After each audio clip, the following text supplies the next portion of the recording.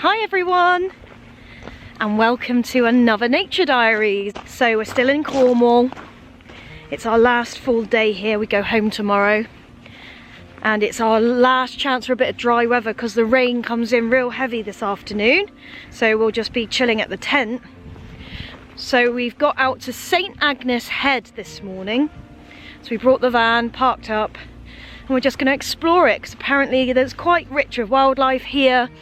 The views of the ocean are really beautiful. We might see some cetaceans maybe, or even basking sharks. I'm desperate to see a basking shark. So we're just going to walk along the southwest coast path, have a look at the signage, and try and find some choughs, which is a type of corvid.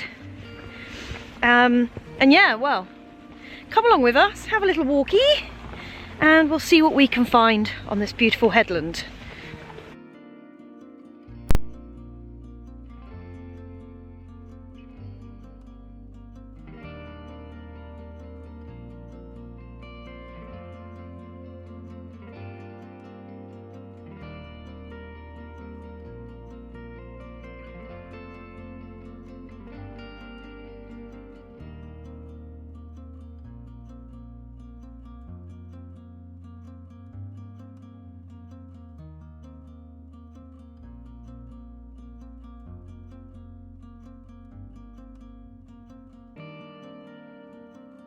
So something you guys may have noticed is from the last video is it's improved massively wind-wise, because the first 24 hours that we were here the wind was insane, relentless, and now it's like essentially no wind whatsoever.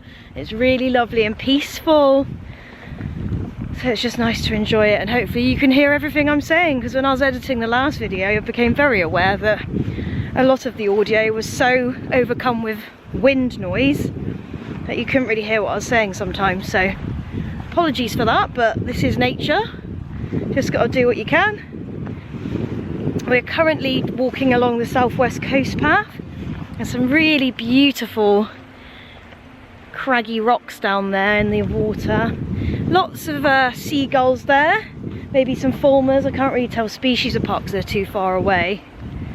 But the views here are just so beautiful, and it's just a really nice, it's quite misty, but it's like quite nice and cool, bit of sunshine, pretty perfect.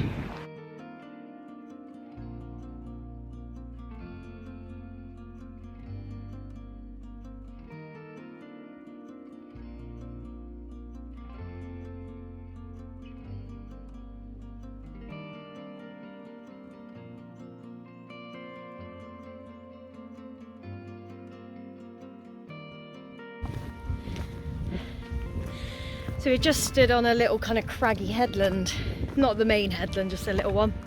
And we got chatting to a gentleman who volunteers for Seaquest. And they do something very similar to us at Operation Cetacean. So they monitor marine mammals in their area. So he focuses on this area. And he actually said he recognised us. So, hiya, nice to meet you.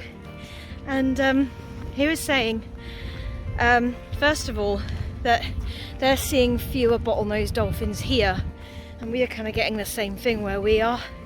I mean, I've only seen 3 individuals at one sighting like 3 or 4 years ago, and so they're getting rarer and rarer, and we don't know if populations are reducing or if they're just going elsewhere because of maybe changes in the water systems or climate change or prey availability.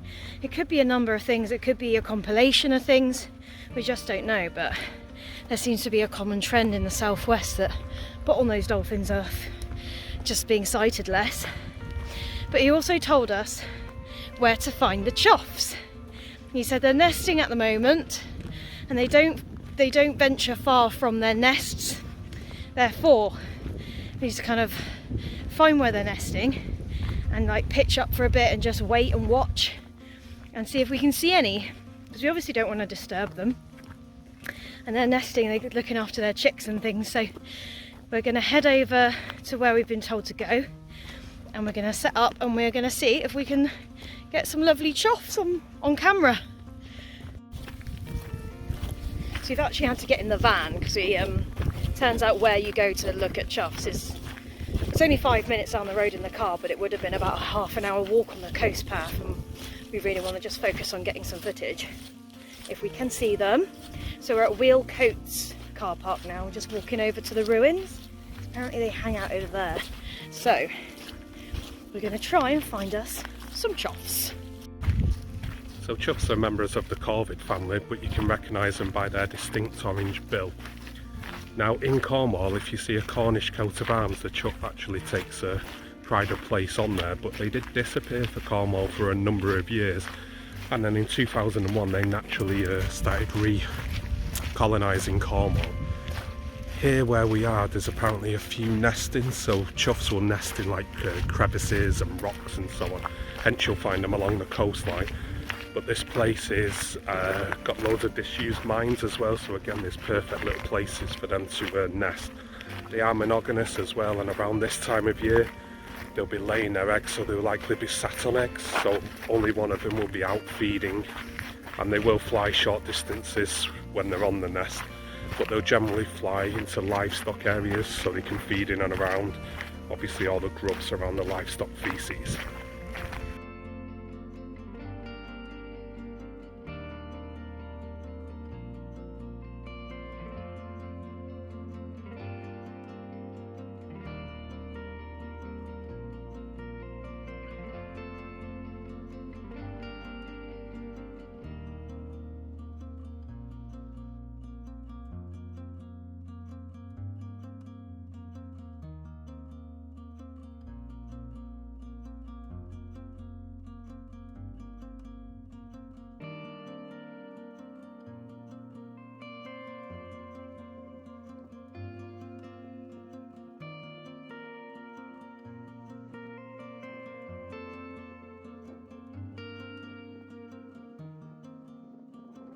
We've been here 5 minutes and we managed to see a chough. Unfortunately we didn't get the camera out quickly enough, but just on the chimney behind me we could see one. So if you think it's the Cornish bird on a Cornish mind, I think our luck's in, so we're going to keep an eye out and see if we can see these birds. And of course we hear the amazing chough call as well, and we might insert one just so you can hear it. But we think our luck's in, and there's other corvids around as well. We've got some jackdaws and we've seen some rooks. So if we don't see it again, we're still in a beautiful location. Look at the backdrop there, but fingers crossed we'll see it.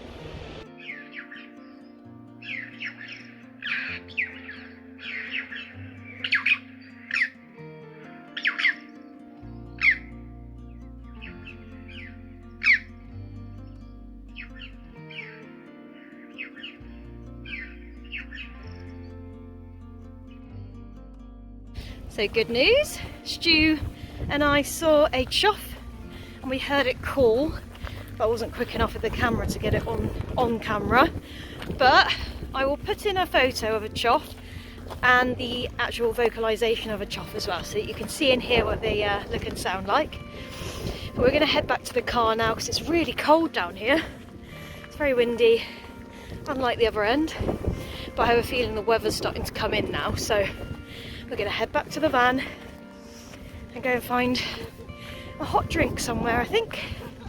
So thank you for watching this Nature Diaries, and I'll see you in the next one.